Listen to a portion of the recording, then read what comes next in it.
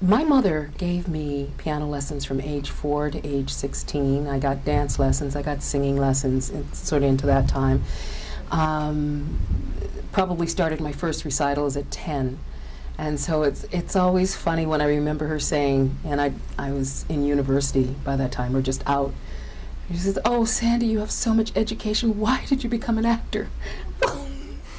You put me on stage from the age of 10. I went to audition for a Shaw play, and I want to say Man and Superman, but I don't think that was it. But there was a role of a secretary. She wasn't related to anybody. She didn't kiss anybody. You know, she was just one of those fast-talking secretaries. So that's the one I went for. And he said, "No, you can't audition." "Why not? I want to audition for the secretary." "Well, there's no black people in this play." I went, "What?" "Well, Shaw didn't write for it." I said, "Excuse me, no, I was recommended on the basis of The Adventures of a Black Girl in a Search for a God by G.B. Shaw, so don't tell me that. He is aware." Or he was aware, right? "Well, no. Well, can't I audition?" He said, "No. Don't waste my time." I said, "Excuse me, my tuition helps pay your salary." He said, "Too bad." So you turned down the Bush Fellow. Yes, and started doing school tours. And I found out that so as the superintendent, so is the principal, so are the teachers, so are the kids. A bad superintendent or principal means you have bad teachers, which mean hellish kids. I had principals who refused to shake my hand, right? And I knew what kind of class I was going to get. Not because you were taller than them. Not because I was taller than them.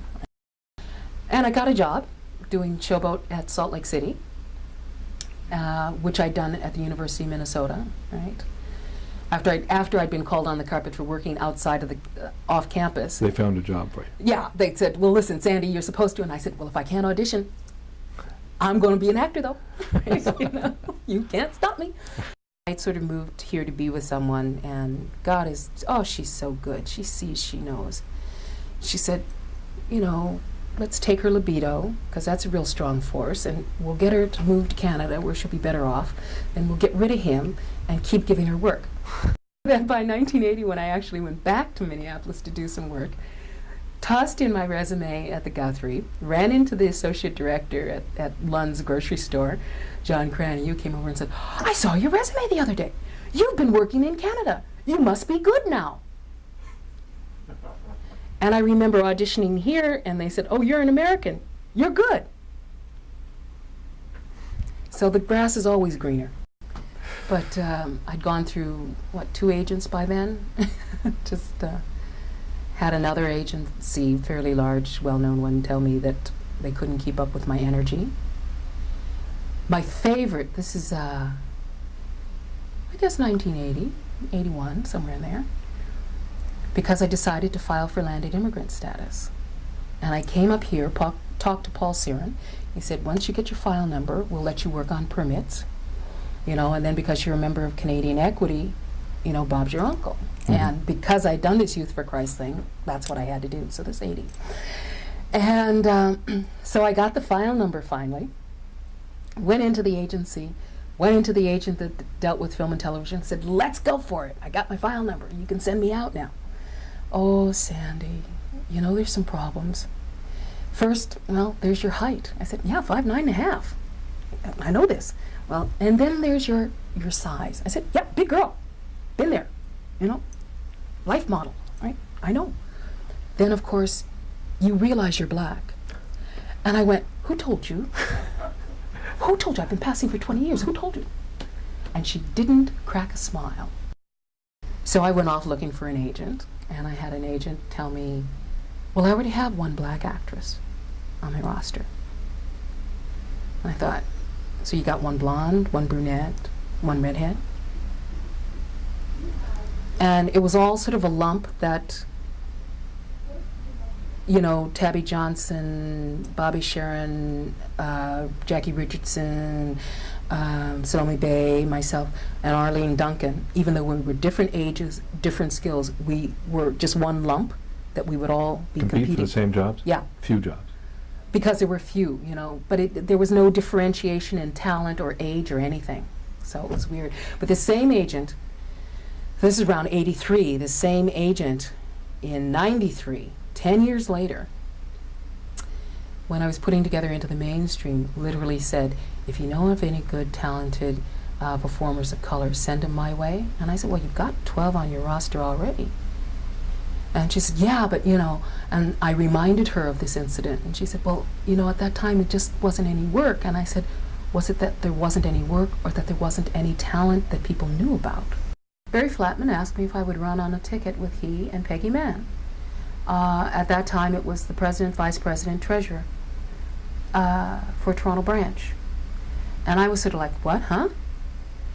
Why me? This was the League of the Blonde Blue-Eyed Guys, I was outside rabble-rousing. And he said, you do the work. And I said, but I'm kind of loud and abrasive, and yeah, so am I. And sure enough, he got elected, right? And I was given the Equal Ops Committee. I didn't want the Equal Ops Committee. I thought that's a bit stereotypical. But I was like, no, Sandy, you take that. Well, I don't really, no, you take it. Okay. I mean, it's like, if you're going to give me the Equal Ops Committee, well, then I'm going to do something with it, right? I'm not going to sort of let it sit there and kind of, well, what are the problems? Into the Mainstream, which in fact was successful, but it was successful, I think, it was successful for a couple of reasons, because it wasn't a book about color. We started Into the Mainstream. We brought visible minorities, audible minorities, people with accents, disabled performers and Native performers together, right? Because we said these are the people who are being marginalized. Brenda Camino was there, Enid Rose was there at the beginning, right?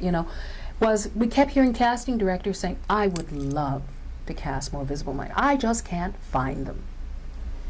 I would love, but there's only 6. And we'd have to use them over and over again. And I said, isn't that called stars? Right. I would love, but I can't put a family together because there's no children. Meanwhile, we all knew people. So our first book was 204 people. So whenever we heard that, we went, there. And you got to remember that in 1983-84, commercial people would put send no visible minorities on the breakdowns. That was then brought to the attention of ACTRA, and they took it off, but on the phone they would say send no visible minorities. We did a survey for disabled performers of casting areas that were accessible. We all agreed that Danny's Place was not accessible to anybody. I mean, it was the pits. But it's and this really came out of one instance where somebody had called specifically for performers in a wheelchair, and after about an hour of nobody showing up, called the talent agent and said, where the hell is your people? She said, they're outside. They can't get in the building. It's not accessible. Duh. I mean, just really stupid stuff, Or you have recently a casting director where the director definitely wanted to cast a disabled young male, white, right? And we had 4 people to send. The casting director, was, because I talked to the woman and was just not comfortable around that. Well, the building has stairs. And I said, so you'll move it downstairs where it's accessible. Where I can say that the Equal Opportunities Committee failed is that we didn't educate properly. So people get touchy about putting down their race. And oftentimes... it's not mandatory, right? It's not mandatory, it's voluntary. But another organization that Don Hale got me on was the Canadian Advertising Foundation's Race Relations Advisory Council on Advertising. And that put out a demographic study of what Toronto was going to be. Presently it's 45.6 visible minority with the big 3, and that's just Chinese, blacks, and South Asian. That by year 2000 it'll be 60%. And then you really have to question why you see commercials that are not targeting this population, or at least reflecting this population, that has presently a $76 billion buying power, going up to $300 billion, right? So, and we were saying, don't make it cute, don't make it ethnic, just, hey, I buy groceries. We started taking Into the Mainstream to the Locations Expo, because they'd gone down and said, this is something we should be at. And then... That's in Los Angeles?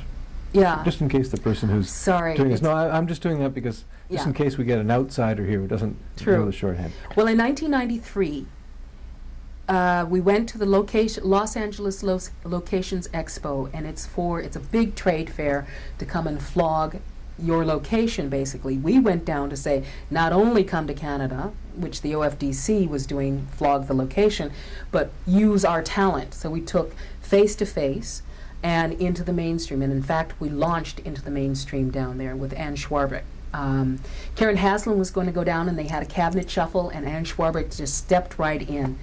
And it was Ann Schwarbrick and Elaine Todres and I in the ladies' room, and 5'10", 5'10", 5'9" and a half, and we circled up and went, Amazons in politics. So that was a nice kickoff. That was our 92, 93 edition, which had grown to about 400 and change. Our 95, 96 edition went to 600.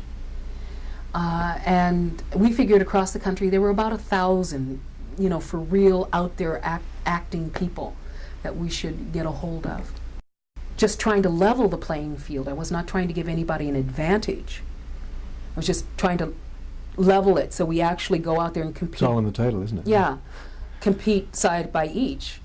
That I think other people felt that I was not representing the Caucasian part of our membership and only the visible minority. And I kept saying, but I'm out for disabled people too. And that's everybody, right? So let's in wonderful success stories like Diana Zimmer, who has MS, and she did a guest lead on Forever Night. And they wanted somebody with MS. And they got her from the book. And they did Antonia Zabriskas or somebody did an article on her in the Star and just said, she was saying how wonderful they were because you can't depend on from day to day how your body's going to be, right? And that's a very scary thing. It's one day I'm on crutches, the next day I'm in my motorized cart. And they were fully prepared for that. And I must say Forever Night was one of those really good series that the police captain was always of color, whether it was Gary Farmer, Native, Natsuko, Asian, or Blue Man Kuma, Black, right? And I did a recurring on there in the first 2 episodes. So they were very good on that. And the last thing to this, the closure on it is, in 1995 was the last time I went to the Locations Expo. I was at Stratford in 96. And that was, no, I went there. Whatever. In 1995, I was handing out the Into the Mainstream, and one of the people I handed it out to was Rick Rosenberg. And he turned up here in 1997 with a project called Down in the Delta, a lovely family story. The director was Maya Angelou. The leads were Elfrey Woodard, Mary Alice, and Al Freeman Jr. And as Rick kept thanking me for the book, he then told Johnny Chase, who has then told me, that Rick said, had I not, that this project would not be in Toronto today had I not given him an Into the Mainstream in 95, that put ACTRA members to work. There are 2 areas that concern me.